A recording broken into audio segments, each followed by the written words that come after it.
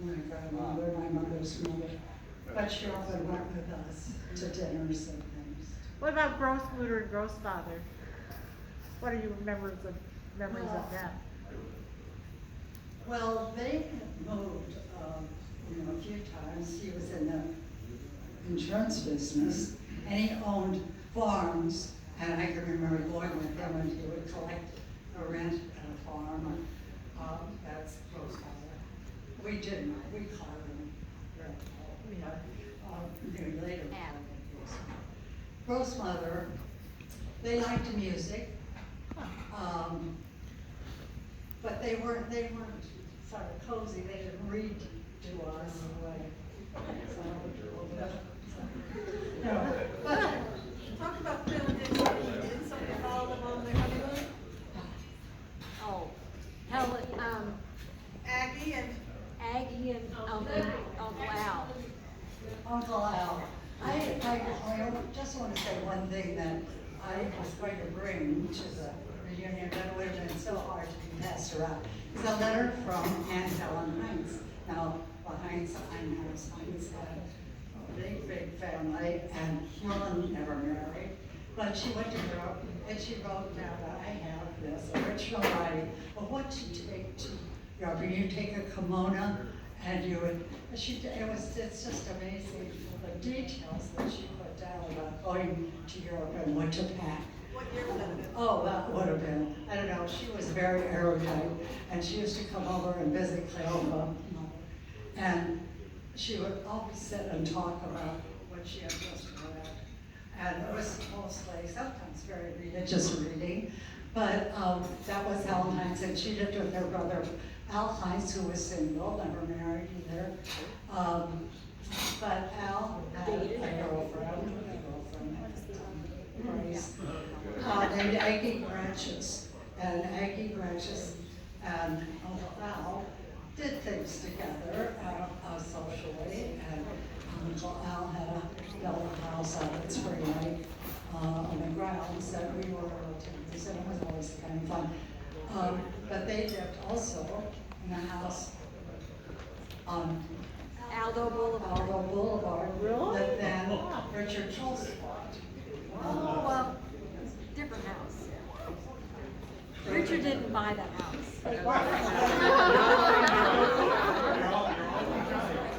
Hey, Peggy, here's a question. We all grew up believing that Cleo was an only child, but she had a infant brother. Yes, but he died. So she was really raised as an only child. Yeah. And the school of Murfreesboro was not thought to be good enough for Cleo, the most child. So they sent her to boarding school at the Sisters of St. Joseph in St. Louis for 4 years of high school. And then said, now you see the other side of the world, you're going to the University of Illinois. Rather than the Catholic, more Catholic college. So. You know the story of how Dick and Cleo met?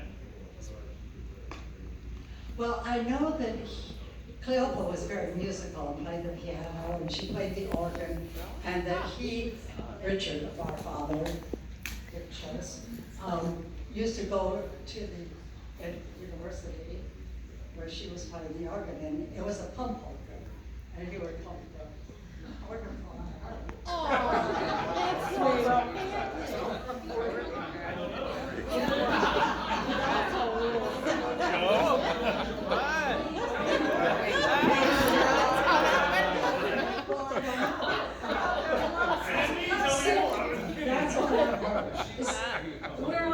We're on the topic of education, right? Because Cleopa graduated from the University of Illinois. Do you know what her major was? Yeah, she majored in physics, and, and I said, why did you major in physics and Latin? And she said, well, I majored in physics, so I know how to turn on the light bulb, or replace the light bulb. Because RF didn't do that. Music, we all had to take lessons. We all, 4 of us took lessons in music. And then a follow-up question that Barb had is, you and Pat were sent to college. So in those days, not every young woman got to attend college. So talk about Well, Cleopa, of course, had gone to university, which was unusual at that time. And when Dick finished university in Illinois, he went to law school. So she got a job with the newspaper and the advertising business. And that was quite unusual. This is 1925 when Red Grange was the big football player, and they were another. That was just a sports fan, and thought I was a nerd because I didn't know every statistic about how many baskets that man made. Dizzy Gillespie on the radio, the St. Louis Cardinals were her favorite team. So, yeah. So who's Cardinals? Do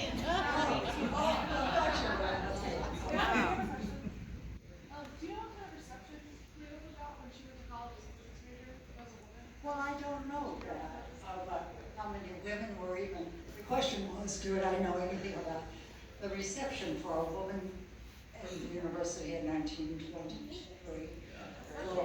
Getting everybody into a physics degree. I have no idea. You talk about still writing TV. But like when you know, we were well fed in our family, but Phil was a great cook despite the fact that she was very intellectual, helped us all with our Latin in high school. But she wrote to the government to ask about nutrition for recipes. What was good or what wasn't good. She was just a very active person and also was on the committee, a political committee. She just got out the vote.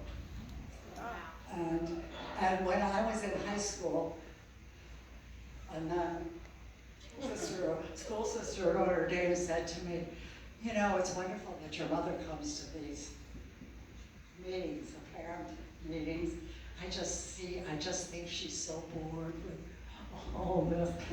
Obviously, she thought Phil was just such an intellectual that she couldn't stand listening to somebody give the minutes or something. But I was never worried about that. I was surprised when she said that was Sister Angela, who was my music teacher. She was famous. So, you hopefully get her name.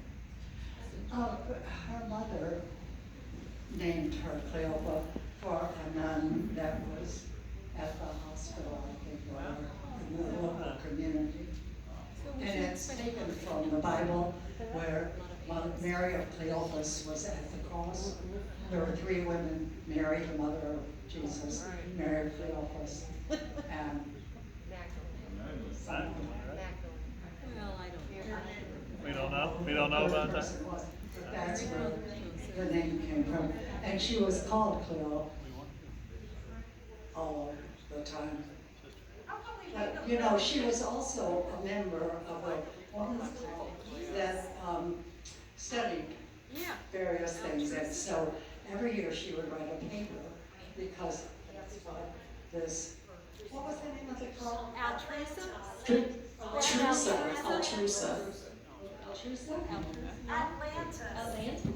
Atlantis, the Atlantis Club. And so she wrote a paper on Afghanistan before many people knew anything about Afghanistan. That would have been 1940 or something. So then you read your paper. Everybody, and it was just women. They met during the day. And, there was another women's study group in Princeton which still exists, which didn't take Catholics at the time. Really? So Atlantis was for the women who were not accepted into the Friends and Council, which didn't take. Good, everybody here, Lisa. You have future generations of Schultzes here. What do you want them to take forward? Oh, dear. Of the family? It's a bit late for that, don't you think? What do you want the legacy to go going forward for the Schultz family to be? Well, that we give to your communities, and whether you're what party you are politically or whatever, that you believe in it, that you are judging well by all the premises that they put forth, and that you give on to the community. Be a doer, be a go-getter. She says that they're not always right.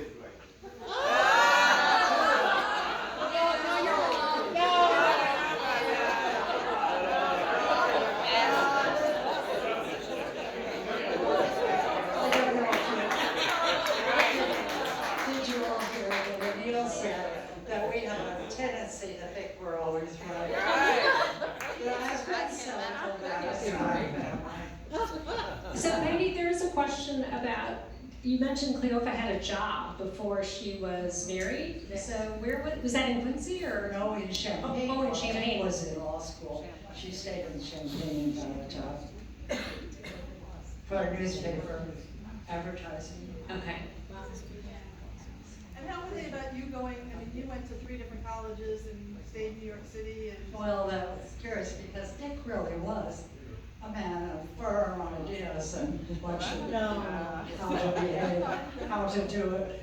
And so we grew up, you know, respecting and being told what to do. But then we got to college age. Our mother said, the boys following are 2 years older than you, and they've been in college. We're doing the same thing with girls that your brothers got. And so you could go to college. Well, if I had known about Harvard, I went to in Quincy, Illinois, you know, on the river, and didn't know anything about many colleges. And they didn't dictate They were not that. accepting girls. Off we could go, so. So how'd I ended up, you find Berry College? Right. well, Pat was, Did she not follow you down?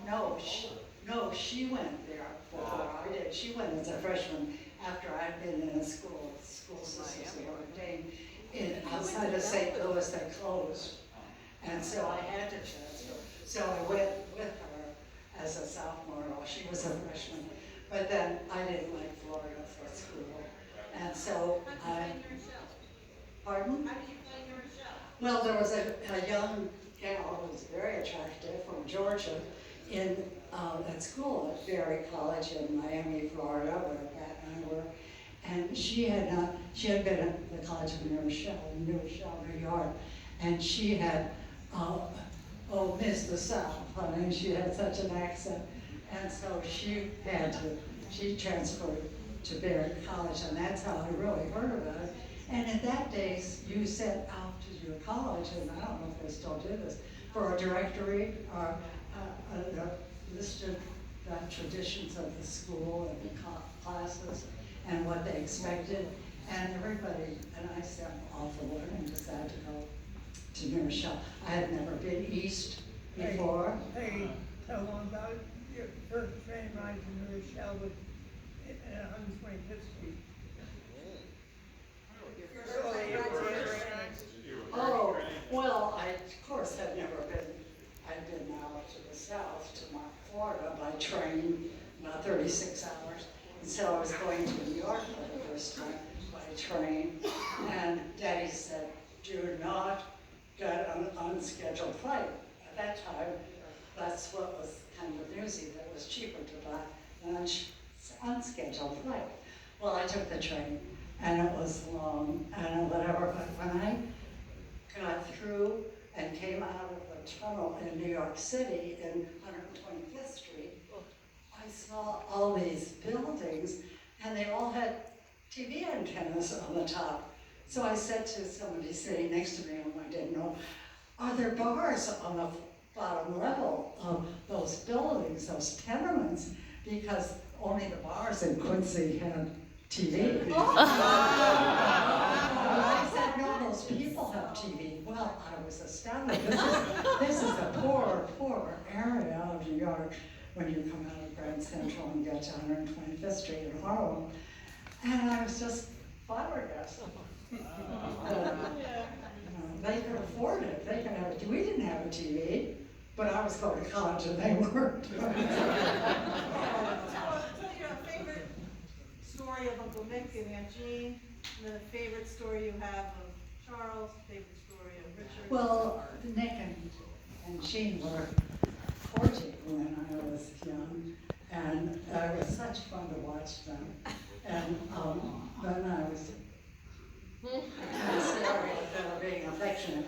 But what happened was that when Nick was a prisoner of war in Germany, Dick said, you know, his wife, Jean, has to be able to go out. She's got to go bowling or do whatever she wants to do. They had come back to Quincy. She had one child, this, right here.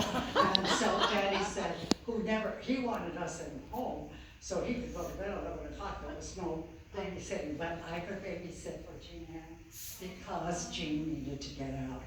And so I would spend the night there. I wouldn't come home because Dick didn't want me. I spent the night with your God. Your mama. No, she lived in a. You were in Quincy on Hampshire Street or? No, not that I did. Our